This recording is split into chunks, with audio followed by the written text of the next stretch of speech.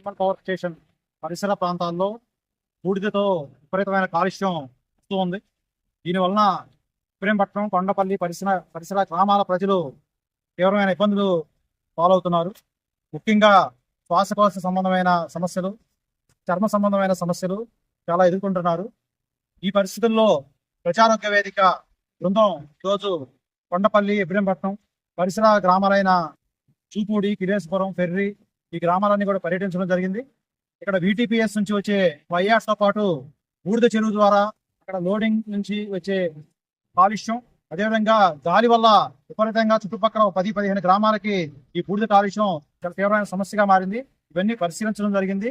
స్థానికంగా ఉన్న ప్రజల్ని, పిల్లల్ని, విద్యార్థుల్ని, రోగుల్ని అందరం కూడా మేము కలవడం జరిగింది. వారి నుంచి వివరాలు సేకరించాం. ఇక్కడ చూస్తే దాదాపుగా అన్ని ప్రాంతాల్లో కూడా బూడిద కాలుష్యంతో చాలా సమస్యలు ఎదుర్కొంటా ఉన్నారు.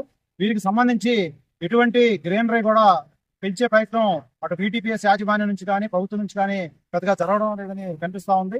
అదేవిధంగా ఇక్కడ మంచినీరు కూడా సరైన పరిస్థితిలో లేదు. గ్రౌండ్ వాటర్ పూర్తిగా పాడైపోయి తాగడానికి వీలు లేని పరిస్థితుల్లో కనిపిస్తుంది. అదేవిధంగా మున్సిపల్ వాటర్ పంపిణీ కూడా సరైన విధంగా లేదు.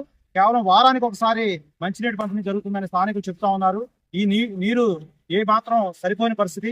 కాబట్టి మేము ప్రజారోగ్య వేదికగా ప్రాథమికంగా అడుగుతున్నది ఏంటంటే, స్థానికంగా ఇబ్రహీంపట్నం, కొండపల్లి పరిసర ఇతర గ్రామాలన్నిటికీ కూడా రెగ్యులర్ గా ఉదయం, సాయంత్రం కృష్ణానది మంచినీరు అందించాలని మేము కోరుతా ఉన్నాం. ఇక్కడ కాలుష్యాన్ని తగ్గించే దాంట్లో భాగంగా విస్తృతంగా చెట్లను నాటి గ్రీనరీని పెంచాల్సిన అవసరం ఉంది. ఆ కార్యాచరణ కూడా వెంటనే ప్రారంభించాలని మేము కోరుతున్నాం.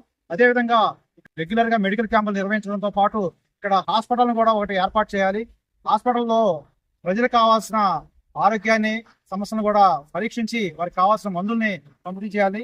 ఈ 3 డిమాండ్ని ప్రజారోగ్య వేదిక ప్రాథమికంగా చెప్తుంది. ఇతర వివరాలన్నీ తెలుసుకున్న తర్వాత, ఇతర వివరాలన్నీ మేము పరిశీలించి అధ్యయనం చేసిన తర్వాత పూర్తి స్థాయి నివేదికను తయారు చేసుకుని ప్రభుత్వం దృష్టికి, VTPS యాజమాన్యం దృష్టికి కూడా తీసుకెళ్లి భవిష్యత్తులో ఈ కార్యాచరణ కొనసాగిస్తామని మేము ఈ సందర్భంగా తెలియజేస్తాం.